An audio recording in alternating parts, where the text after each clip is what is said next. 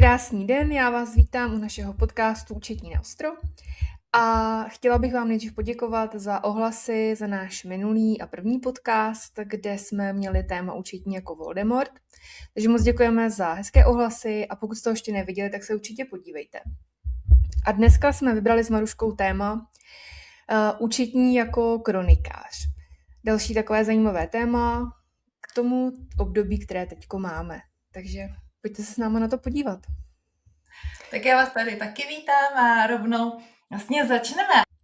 Adélko, závěrkové období. Spousta účetních teďkonc nestíhá, urguje, dohledává. Tak, jak to vnímám já, tak vlastně teďkonc té práce je strašně moc a jak se vlastně na to ty díváš, na tu práci jako účetní? Má to vlastně ta závěrka nějaký smysl?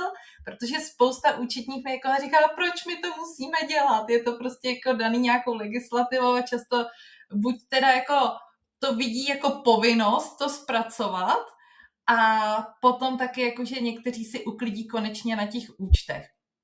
Ale taky známe příběhy nějakých účetních anebo převzatých účetnictví, že se ty závěrky úplně poctivě netvořily a teď není na co navazovat. Jak to vnímáš ty? Je to tak, já to vnímám hodně podobně.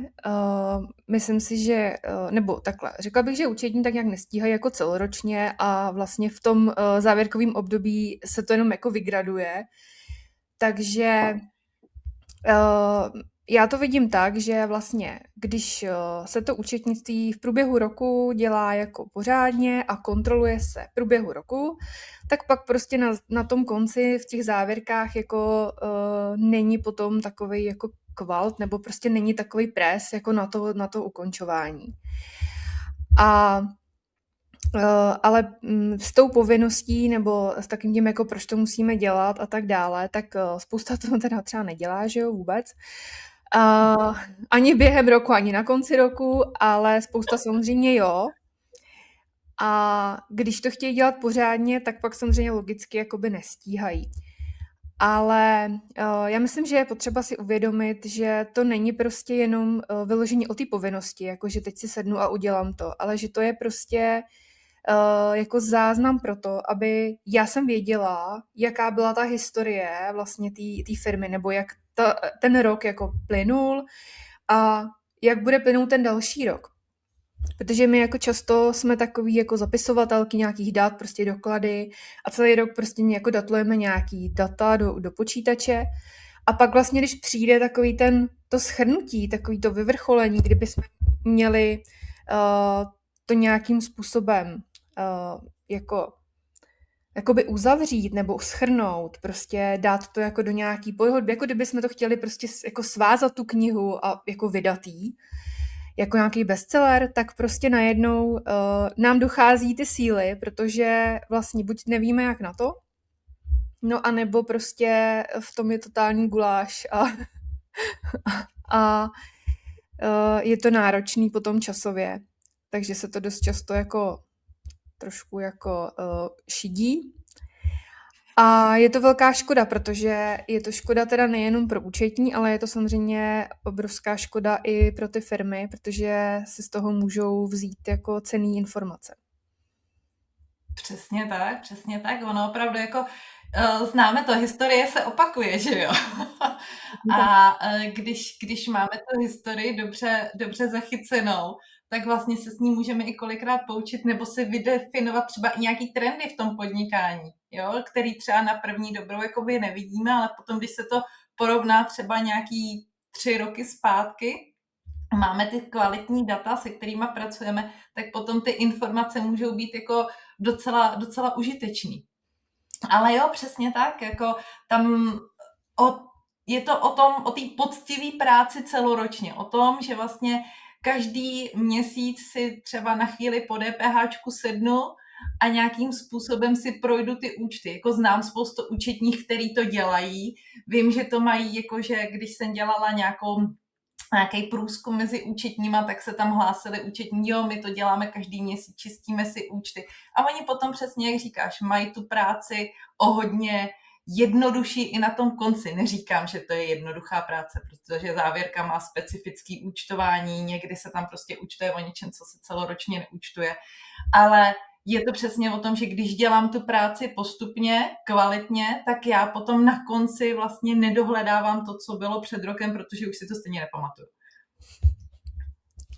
Přesně tak, no. Jako já právě, když dělám závěrky, tak vlastně krásně, když jakoby mám ten rok minulý uzavřený a mám k tomu dělaný inventarizace, tak vím prostě, že jo, když mi tam něco nesedí, tak kouknu do toho loňského roku, jak to tam bylo a už se vlastně odrazím a můžu jako, jo, že jo, tady jsem to zapomněla, tak to vím, ale kdybych si to nedělala, tak k tomu sednu a vlastně už nevím, co tím chtěl básník říci před tím rokem, že jo, kdy to dělal, jako, protože často moje paměť tak daleko nesahá.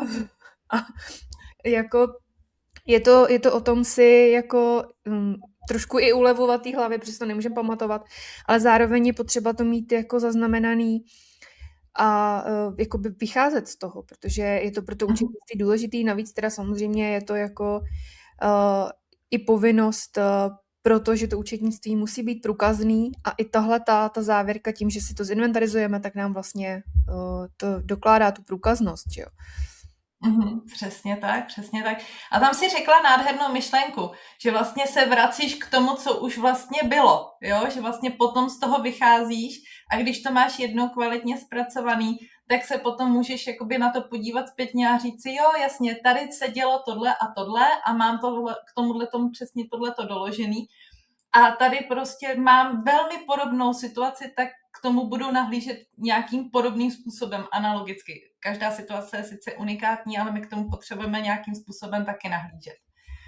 A to je přesně to vlastně, proč my vlastně tady máme dneska to téma kronikáře, když to tak vezmu.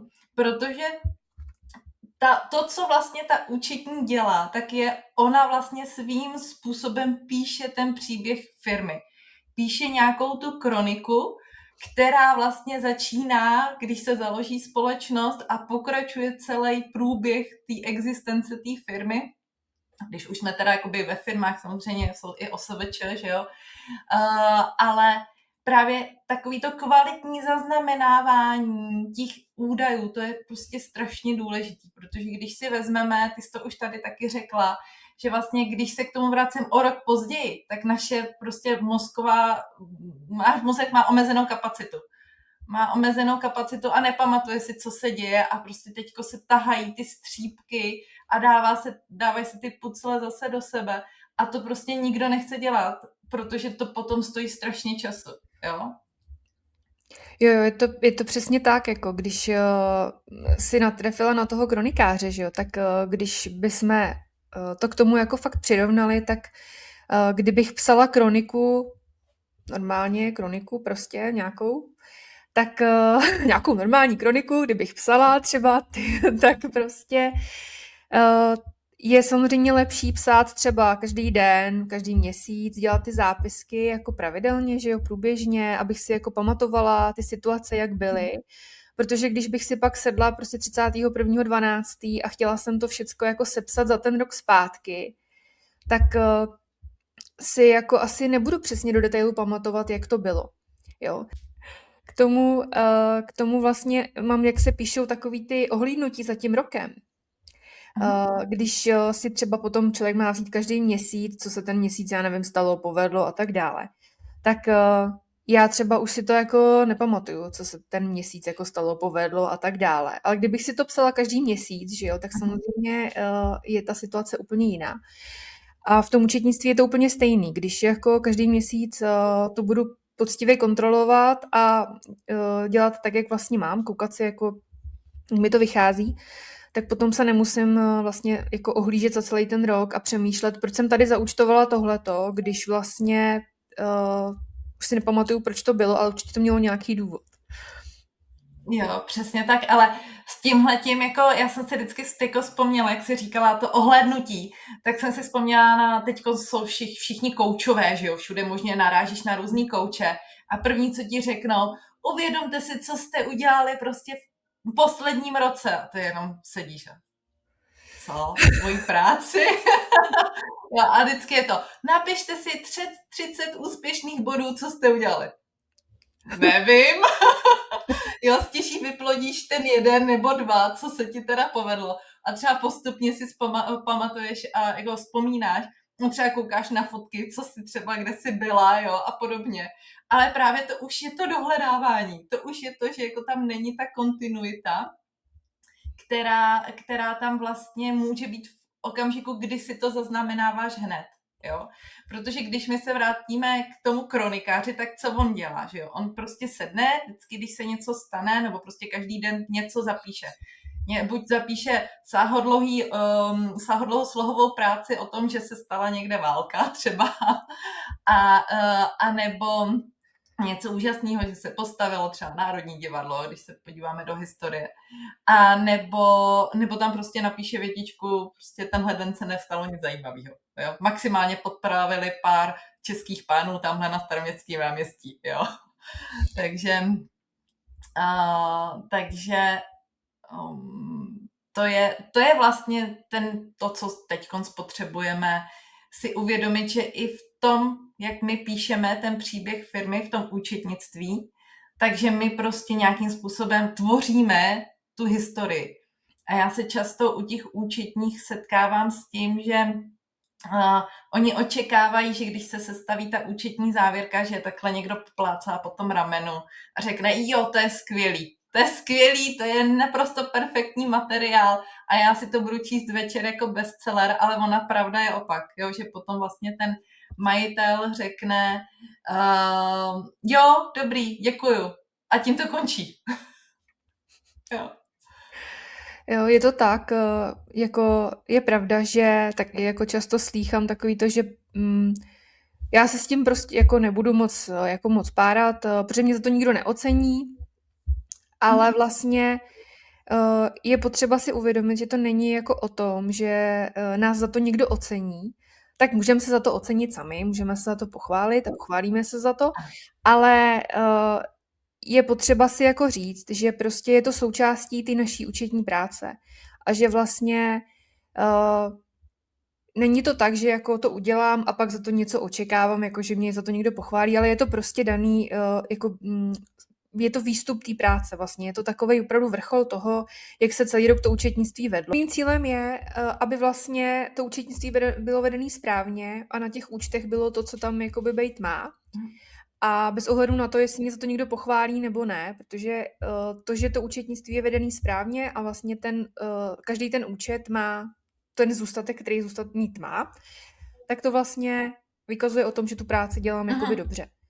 A to si myslím, že je jako důležitý, než prostě, protože jako pojďme si říct, že jako nikdy z té firmy nikdo nepřijde a nebude vás plácat po ramenou a říkat, vy jste tak skvělá, jak to účetnictví vedete a jak je to prostě všechno perfektní a jak ty účty všechny sedí, protože jako všichni víme, že spousta jakoby těch majitelů tomu účetnictví tolik nerozumí, aby dokázalo prostě ocenit, jak se to jako vede nebo nevede. Což je teda samozřejmě na jednu stranu je to škoda, protože kolikrát by to zachránilo to účetnictví jako z rukou někdy neúplně povolaných. Ale pojďme si jako říct, že prostě to ocenění si musíme jakoby dát sami sobě a tím, že to chceme dělat správně a aby to jako bylo super. No. A vlastně i ty kronikáři, že jo, když se k ním vrátím, tak taky když jako začínali psát ty kroniky, třeba ty slavné kroniky, které známe, ty první, tak taky nevěděli, že jo, že jednou budou slavný a bude se u nich psát, budeme se u nich učit v českém jazyce.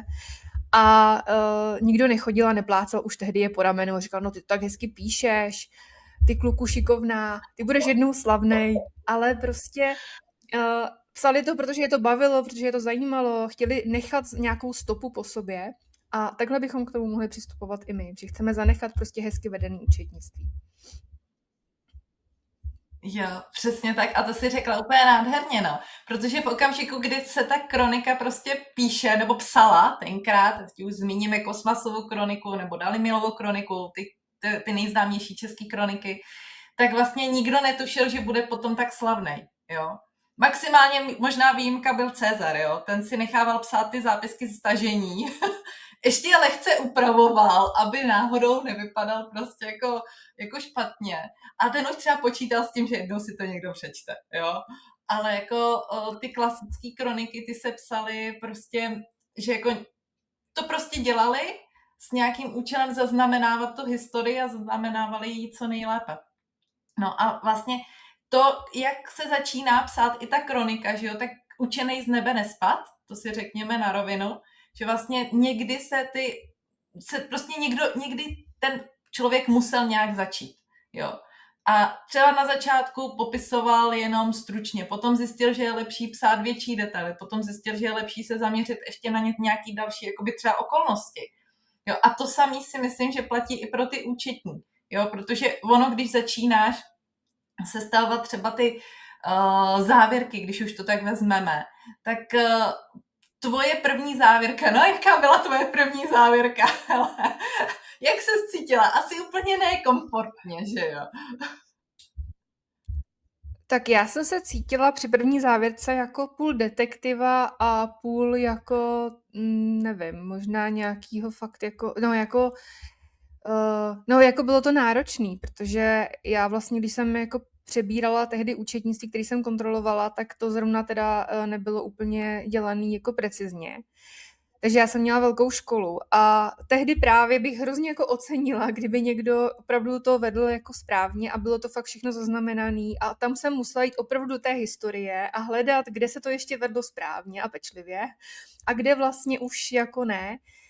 A pak bylo vlastně strašné množství času, takže i proto jako vždycky kladu důraz na to, aby se to fakt dělalo pečlivě a poctivě, protože ten čas, který potom člověk tím tráví, tak je jako neskutečný. A jako opravdu na začátku, když člověk začíná a má svoji první jako závěrku, tak je takový jako vyukanej z toho, protože fakt jako neví. Vlastně a proč to děláme? Tak vlastně my hledáme ty souvislosti. My hledáme ty souvislosti, které tam nějakým způsobem jsou a které je potřeba propojovat mezi jednotlivými účetními transakcemi, mezi jednotlivými věcmi, co vlastně který zápis znamená, tak to, aby jsme vlastně díky té kronice, vlastně díky tomu poctivému zachycení všechno věděli. Protože ono jako třeba to účetnictví vypadá, že je jenom o číslech. Jako kolikrát já to i říkám, že je to jenom o číslech. Ale ty čísla jsou potom důležitý na nějaký jakoby strategický rozhodování nebo na nějaký právě třeba podklady, když se prodávají třeba firmy, tak potom se hodně vychází z těch čísel, které tam jsou, a nebo i pro nějaké jakoby, informace k třeba investování, jo? Když chce firma investovat něco dalšího si koupit, tak jestli třeba bude mít na to splácení toho úvěru novýho, jestli to prostě tu firmu nezlikviduje. Takže tohle to je taky důležitý, proto se ta historie zaznamenává, ale ta historie má vždycky nějaký vztah k té budoucnosti. Takže ono to sice může vypadat tak, že jako jenom si hrajeme tady s historií, ale od té historie my se odpichujeme do té budoucnosti. Jo. Jo, je to přesně tak, jako když fakt vidím potom, když se to vede hezky a pečlivě, tak na konci roku, když si potom třeba srovnáme jako posledních třeba pár let, tak vidíme nějaký jako progres u té firmy a vidíme třeba i vlastně, nebo můžeme odhadovat, jak ta firma se bude vyvíjet do budoucna. Můžeme dělat nějaký předpoklady. A když vlastně fakt jako potom to otevřu to účetnictví a vidím, že jsou tam nějaký nesmyslný zůstatky, tak si vlastně z toho nemůžu vzít jako vůbec nic a strašně to zkresluje jakoby to hospodaření té firmy. Ale zároveň to zkresluje i vlastně pohled jakoby toho majitele na tu firmu, protože a teda často i pohled majitele na tu účetní, protože pak vlastně je takový to dvojí, jo, že si to ty podnikatelé ještě jako radši sami někde jako píšou prostě do tabulky, aby věděli zhruba, jak si jako vedou a často se jim to vlastně jako ještě nepropojí s tím účetnictvím, jo. Jako, a jak to, že já to mám takhle a vám to vyšlo prostě takhle, jak to, že tady na účtě máme prostě pár korun a vyšel nám prostě takovejhle zisk, jo. Kde ten zisk mám, já ho chci. Jo, nebo prostě naopak, jako proč teďko dodaňuju tolik, když vlastně a tak dále a tak dále. To bychom mohli tady povídat hodiny. Ale vždycky je potřeba si jako mít na mysli to, že vlastně ta historie nás vždycky jako Aha. doběhne. Že opravdu ta historie jako krásně jako se přesouvá do toho budoucna a že nás to jako vždycky dostihne. Přesně No. tak, přesně tak. Jo, jasně, účetní závěrkový období, já tomu říkám závěrkový období, tak je jednoznačně prostě náročný. Je to náročný, potřebujeme se nějakým způsobem připravit na to, že k běžným věcem, které jsou ta klasická administrativa nebo prostě klasický běh, ten měsíční běh, my tam musíme ještě nějakým způsobem vměstnat tu práci na tom účetní a jako my na to nemáme nějaký prázdniny, že jo. My na to nemáme nějaký volný čas, který jako tak teď se všechno zastavuje, teď prostě jako tady o ničem už prostě neúčtujete, soustředíte se jenom na to, abyste udělali závěrku a daňový přiznání. Jo. A to by bylo ale prima. To by bylo prima, kdyby něco takového bylo, jako že bychom si udělali prostě tady 3 měsíce volno a odjeli někam na dovolenou a tam jsme si prostě užívali závěrkové období. No, to jo, no, hele, můžeme to dát jako námět třeba do legislativy. Návrh, najdeme nějakého poslance a ten se pošle návrh do poslanecké sněmovny s tím, že v únoru, březnu a dubnu se ruší veškeré povinnosti vůči celému státnímu aparátu a pracuje se na účetních závěrkách. To by bylo fajn, ne? To jako... Já se hlásím, určitě to bylo super. Myslím, že by to mělo i velkou právě, že by to bylo hodně příznivý i právě na tu kvalitu všeho ostatního. Protože bychom se mohli soustředit jenom vlastně na ty otázky, kam bychom jeli, kde by bylo to vhodné prostředí, aby nás to jako nerušilo. No hele, jako musíš někam, kde tě to vůbec nebude rušit, že jo? Takže jako nemůžeš nikam, kde se budeš chtít třeba koupat, že jo? Tam nemůžeš. Protože tě to bude táhnout k té pláži, to jako budeš potřebovat jako se někde jako lehnout, slunit se, to by tě lákalo, jo. Ty potřebuješ někam, kde tě to donutí být uvnitř, protože okolo je zima třeba, takže jako přichází v úvahu nějaký severský země, třeba nějaká polární oblast. A jako, že by se vypravil nějaký speciální vlak. Třeba Polární expres, že bychom vypravili. Polární expres na sever, kdy vstupenku můžou mít pouze jako účetní, zpracovávající závěrky. A tam by prostě měli all inclusive service, ale bez vycházek. Bylo by to bez vycházek. No. A zpracovávala by se ta závěrka. Jo, že by tam bylo jenom ten prostor, proto nikdo by tě nerušil. Jo, maximálně ty by si rušila ty majitele a ty jednatele, že jako chceš nějaký podklady, ale byl by to jenom tok informací ohledně účetní závěrky. To by bylo fajn, ne? Jako já myslím, že super, že to je sen každý účetní, jako takhle někam odjet a mít teda prostor jenom na tu práci, že jako já myslím, že třeba i měsíc by stačil. Teda jako pokud bychom neměli vycházky, tak si myslím, že jako měsíc, že by to měl možná hotový každý za chviličku, protože... No, bez vycházek, no. Takže bez vycházek. No tak dobře, tak můžeme to zkusit navrhnout, jestli to třeba jako projde, tak můžeme začít třeba měsíc a pak to prostě rozšiřovat na víc dní a vypravit Polární expres, kde bychom se jako seznámili účetní a měli bychom prostě takový účetní mejdan vlastně se závěrkama. No. Jako klienti by teda nejeli s náma, jenom upozorňuju, jo, protože ty by nás rušili od té práce. Protože ty by určitě chtěli něco ladit a to by zase nešlo. Takže... Jako maximálně by to bylo omezený třeba na ty e-maily, když by si potřebovala něco jako ještě někoho zbuzerovat, že ti nepodal ty podklady. A pošlete to ne mě, ale prostě jako potom oni by ti nemohli třeba jako psát jiný e-maily, než jako že by tam třeba ještě existoval nějaký člověk, víš, který by ještě třídil ty e-maily. Tohle se týká závěrky, to propustím dál. Tohle se závěrky netýká, to otravuju už s něčím novým. To prostě si necháme, až přijedeme z toho polárního severního pólu, jo. Že jako by Takový tam byla filtr. No, povídej. Takový filtr by tam byl, který by vlastně jako rozlišoval, co teda je do té závěrky a co je už jako s čím teď to nechte bejt. A co bude dál? Problém je, že když se nám to třeba posune až do toho konce června, tak už vlastně máme půl roku a když půl roku budeme říkat, teď to nechte bejt, budeme to řešit až potom, tak už jsme skoro v podzimu. A pak už si zase kupuješ vstupenku na Polární Express. Přesně. A plánuješ odjezd. Ano, už můžeme od listopadu plánovat odjezd Polárního Expressu a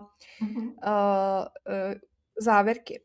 Ale je to jako vtipná myšlenka, taková jako zajímavá. Nevím teda, jak by to zvládali rodiny účetních. Tam myslím, že by možná byl lehký vzdor. Tam by možná byl lehký vzdor.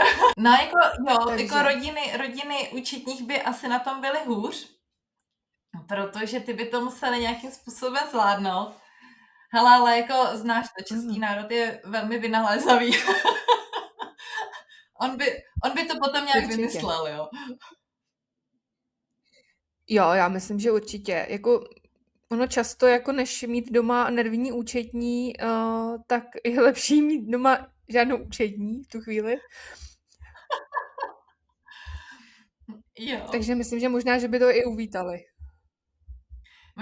Možná by to bylo super, jakože a potom takový to, maminko, ty jsi zpátky a ty by si byla celá natěšená, jo. A děti by byly natěšený. A už se nemračíš. A už se nemračíš. No. A ty máš na nás čas, ty nepotřebuješ pracovat u počítače 24 hodin. takže třeba by to bylo fajn. No. Takže tak myslím, že... jako... Já, povídej. No, z očistného hlediska jako pro všechny zúčastněné si myslím, že naprostá pecka. Jako.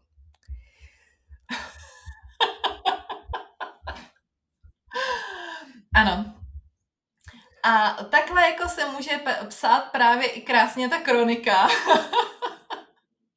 Když máš potom i čas na to, že si najdeš právě ten předem určený čas na to, jak zaznamenávat ty údaje, které jsou strašně potřeba, tak vlastně potom se z toho učně, toho kronikářského učně stává ten mistr, který potom už opravdu přesně ví, jakým způsobem zaznamenávat detaily, jakým způsobem pracovat s těma informacema a jak to všechno poskládávat, aby to třeba mělo nějaké logické návaznosti, aby prostě bylo vidět, jako, že tohleto vychází z tohohletoho a byla tam vlastně ta průkazná, ta stopa, jakým způsobem to bylo zaznamenáno.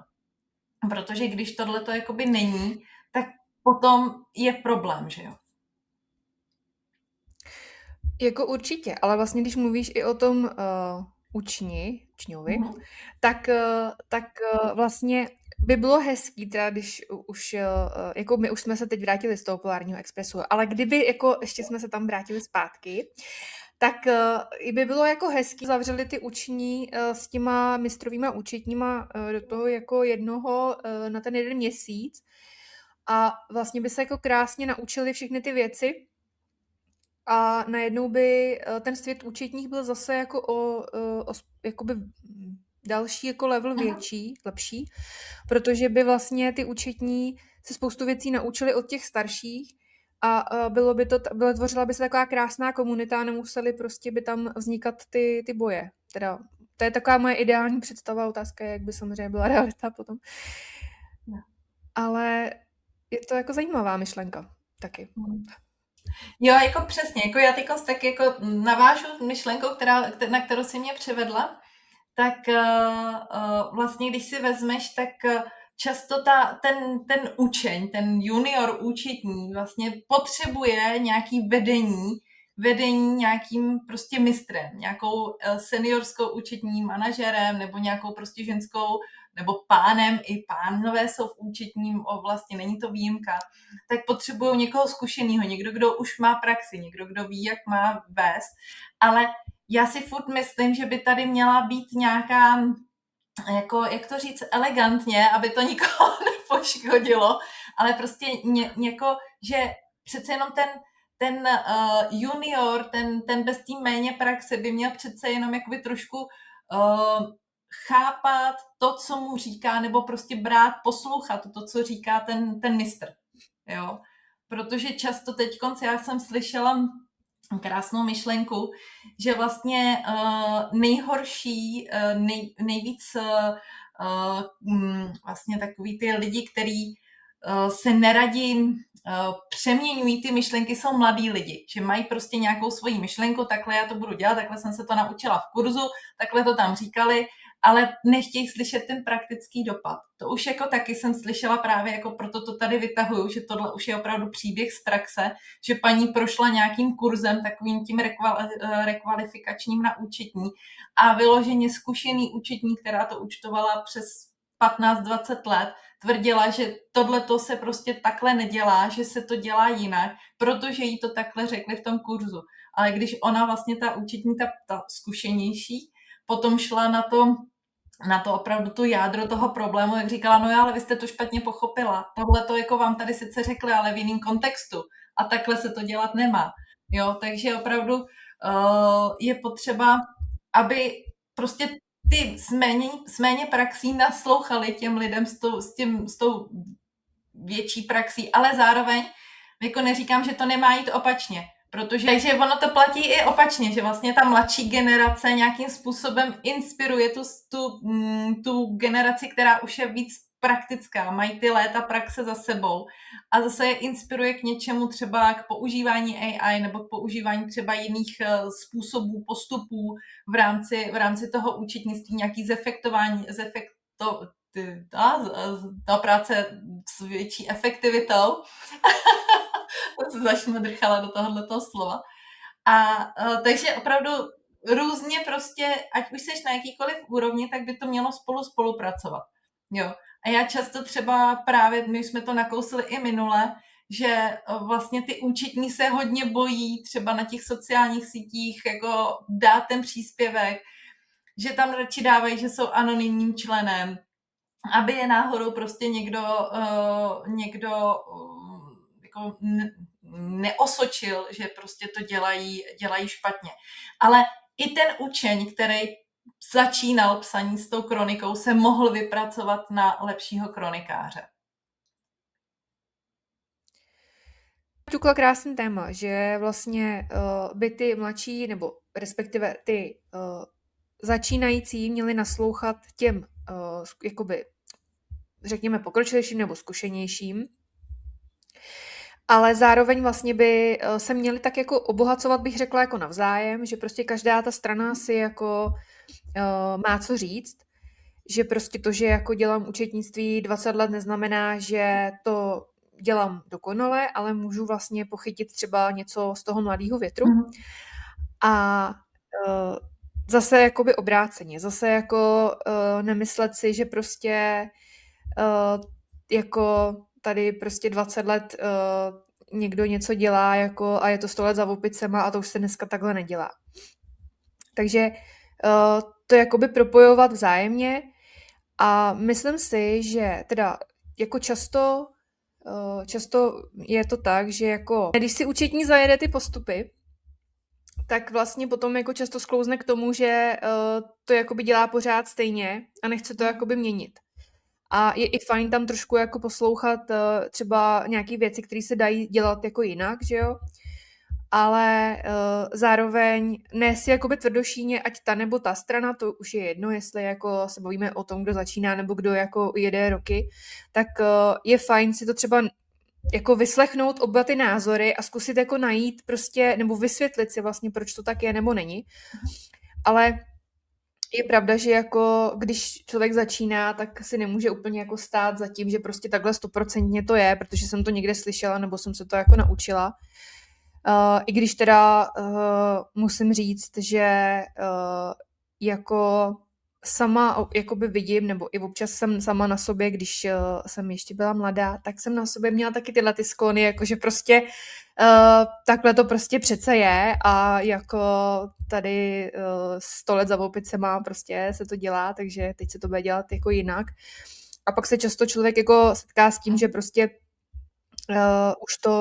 už to jako, že to má nějaký svůj smysl, nebo jakoby člověk to vidí trošku jednodušeji, než je potom ta realita.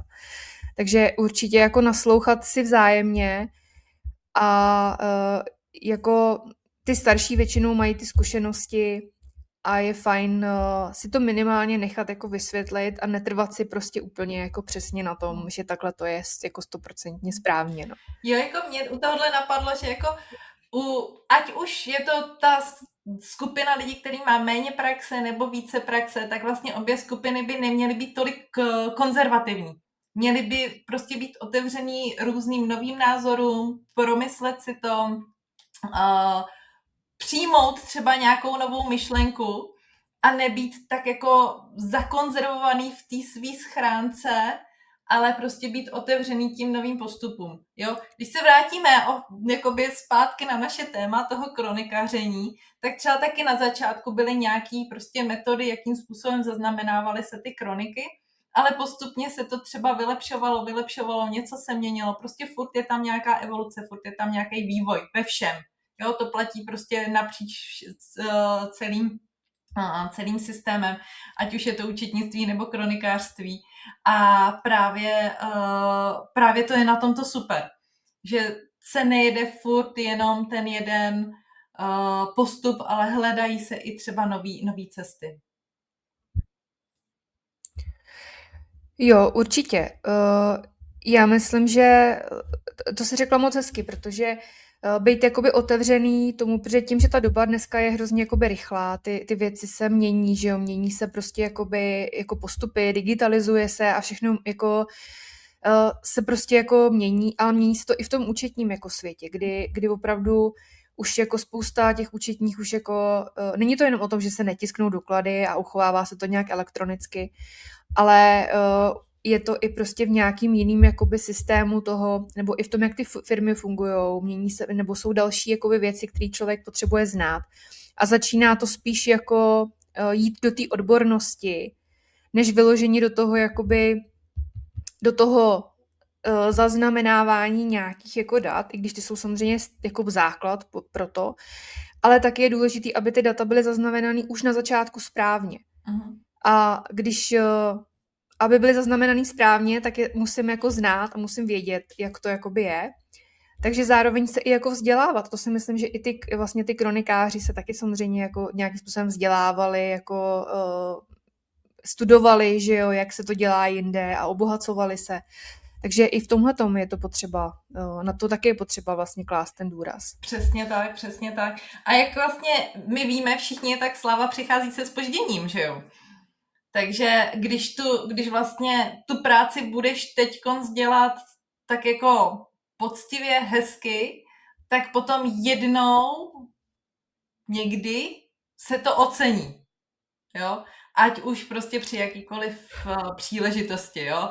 Jako takový ty pesimistický příležitosti je, že když třeba přijde jako kontrola z finančního úřadu, tak ocení to, že vlastně ty to máš pečlivě zpracovaný účetnictví. A nebo právě třeba, když potom nastane nějaká transakce s tím podnikem, tak potom ten majitel ocení, jo, jako vy to tady všechno máte, no to je super, nemusíme nic dohledávat.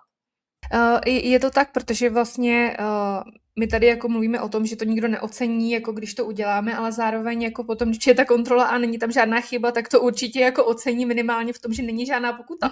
Jako. Ale určitě zase na druhou stranu, když to budu dělat tak jako to odfláknu a budou tam prostě chyby a pak přijde ta kontrola a budou ty pokuty, tak jako určitě v tu chvíli přijde prostě ten taková ta nevole, že jo, prostě najednou v tu chvíli se nám to jako Mhm. vrátí, jo, a tady můžeme mluvit o tom, že ta sláva přichází se zpožděním, ale vlastně i jakoby i ta I nesláva, ten no. průšvih. že tě to jednou přece jenom Ano, dožene, že jo? Že prostě když jednou něco jakoby, přesně tak. tak jako neuděláš tak poctivě, tak hezky, tak potom tě to dožene. A vlastně, když se vrátíme ještě zpátky k tomu našemu tématu toho kronikáře, že jo? Takže když ten kronikář prostě přestane psát, jako vypadne na půl roku, tak ono ho to potom dožene, protože se budou ptát, a co se stalo tenkrát a tenkrát. Já tady nemám záznam, no to jsem asi prostě nedělal moc poctivě, jo. Jo, přesně. A vlastně už tam potom budou právě, jak jsme o tom mluvili, už, že tam nebudou ty souvislosti, že jo? Protože budu tam mít třeba jenom nějaký datum, něco se stalo, ale nebudu vědět, co bylo předtím, že jo? Proč to tam vlastně jako bylo, proč se to stalo, jako proč se mi tady prostě pod branami objevilo vojsko, co jsem asi tak Jo, dělal jo. špatně, jako nemám to tady napsaný, tak se asi nic nestalo, tak proč tady jsou? Takže jako nechápu, co se děje. Ale takže prostě vlastně i ty souvislosti tam potom jakoby chybí, když jsou tam jenom takový ty jako záznamy.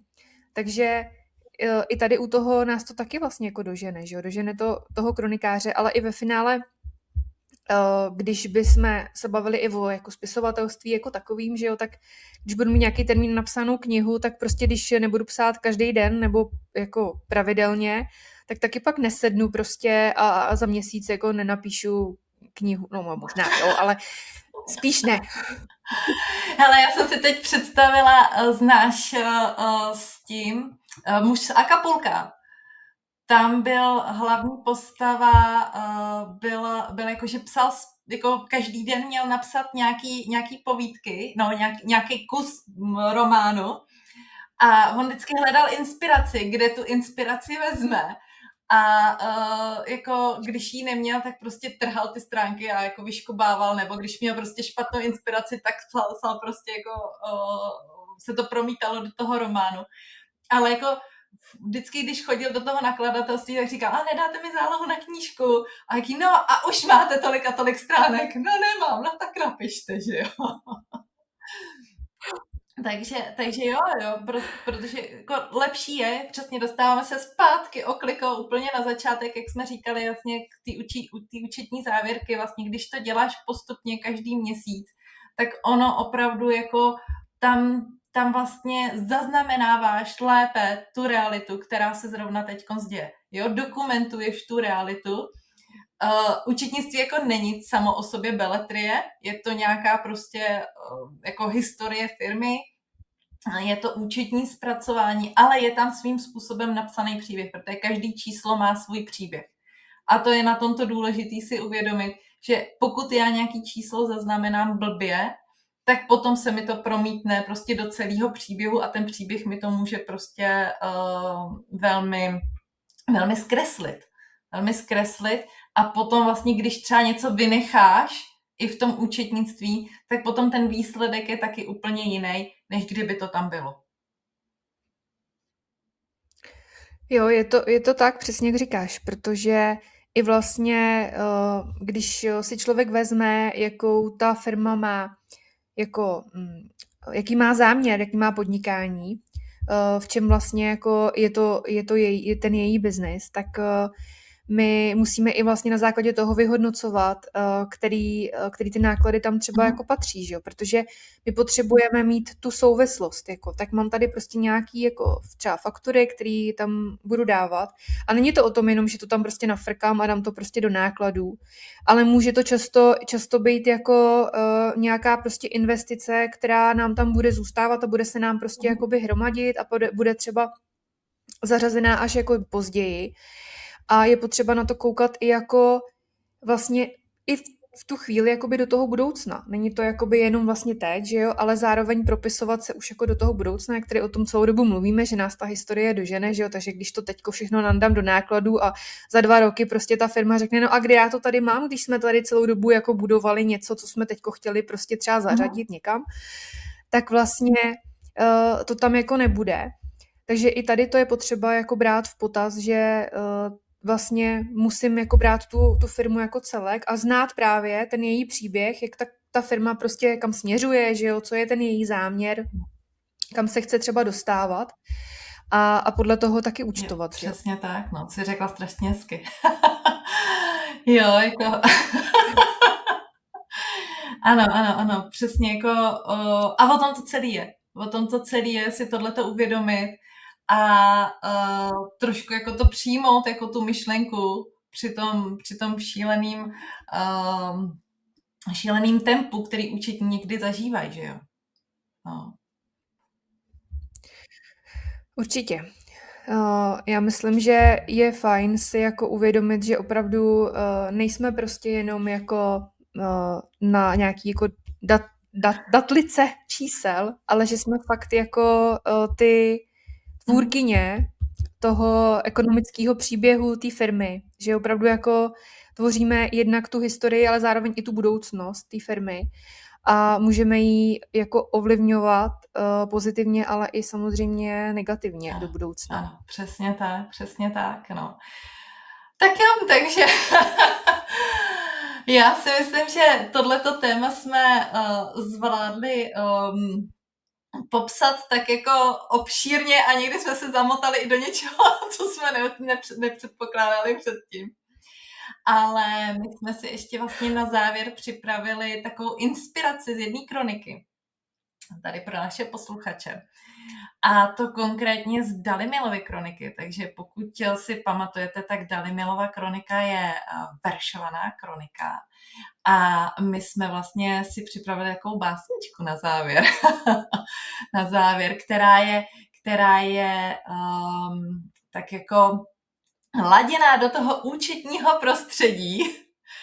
A myslím si, že bychom se do ní mohli pustit. Tak Adélko, vezmeš si první sloku? Jdu na to. Takže máme tu. Pokladna je proradná, když majitel sáhne do dna. Na stav se nesahá, jinak pravda vyplouvá. 4 účty tiše stojí, rozvaha se pravdy bojí.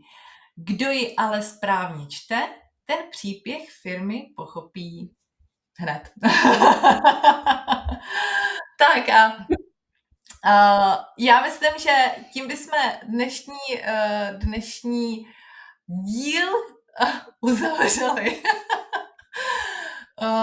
Při natáčení jsme měli tady spoustu srandy, takže doufám, že jste si tohle povídání taky užili s náma. Určitě budeme rádi, když nám dáte třeba do komentářů pod video, vůbec se nebojte tam napsat svůj názor nebo nějaké otázky na nás. Určitě rádi na to odpovíme a budeme rádi, když se na nás budete dál dívat. Adélko, co ty k tomu ještě doplníš? Já budu ráda, když nám napíšete, jestli se cítíte jako zapisovatelé anebo jako kronikáři.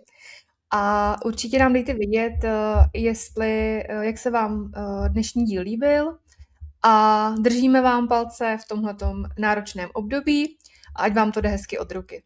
Těšíme se příště. Taky se těšíme. To tak hezky rozpovídala. Jsem zpátky. Už jsem tě přidala na scénu. Jsi zpátky na scéně. Jsem zpátky na scéně. Jo. Počkej, skončila jsem, nevím, jak se to nahrálo, ale bylo tam, že tvým cílem je něco. A pak už jsem neslyšela. Mým cílem je něco. Tak počkej. A to je dneska ale náročný, co? Dneska je to náročný jako... Dneska je to náročný jako první závěrka.